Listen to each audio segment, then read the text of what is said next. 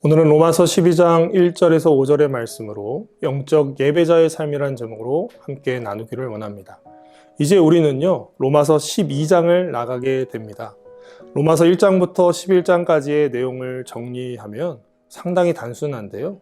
우리 모두는 죄인이라는 사실을 깨닫게 해줬고, 이 죄인이라는 딱지를 스스로 뗄 수 없는 게 우리의 문제라는 것이죠. 게다가 세상은 죄라는 딱지로 덮여져 있다는 것과 우리 안에도 이 죄성이 여전히 존재하기 때문에 하나님은 이 죄의 딱지를 뗄 수 있는 방법을 먼저 유대인들에게 마련해 주셨던 것입니다. 율법과 제사 양식을 통해서 그 방법이 마련되었던 것이죠. 아브라함과 이삭, 야곱, 요셉의 하나님이 이스라엘의 하나님이 되시고 이들에게 언약을 맺으셨던 것입니다. 그러나 이들은 하나님의 말씀에 불순종하였지만 이들은 언약 백성이었기에 하나님께서는 이들을 결코 포기하지 않으신 것입니다. 우리가 로마서 말씀에서 기억해야 할 내용은 바로 오직 의인은 믿음으로 말미암아 산다는 말씀입니다.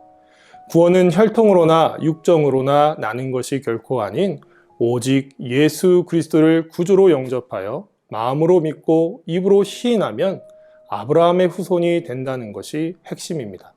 이스라엘은 오히려 예수를 믿지 않음으로써 참 감람나무에서 꺾였던 것이고요. 이로 인해 이방인들에게도 구원의 은혜가 임하였다는 것이 신비인 것입니다.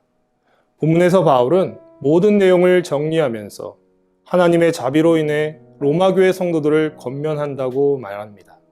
하나님의 자비가 있었기 때문에 바울도 은혜를 입었고 글을 쓰면서 이들의 몸을 하나님이 기뻐하시는 거룩한 산 제물로 드리라라고 요청을 한 것입니다.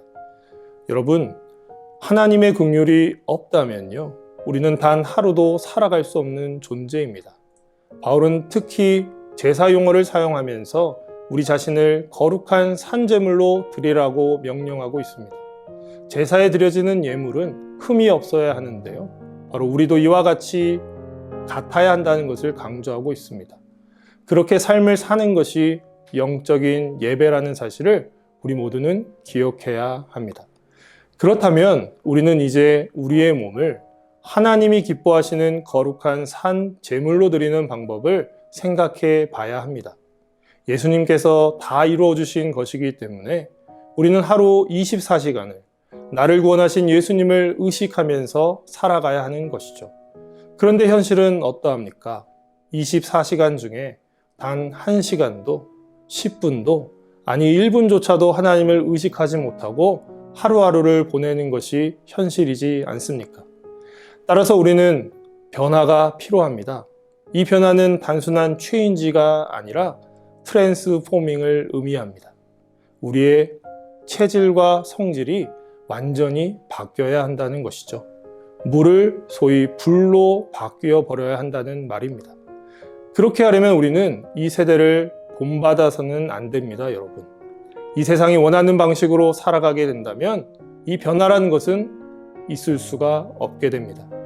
우리는 어디 어느 곳에 있든지 영적인 예배자임을 기억하면서 하나님께서 우리 각자에게 주신 은사를 기억하면서 이 은사라는 것이 바로 하나님께서 내려주신 선물임을 기억해야 합니다.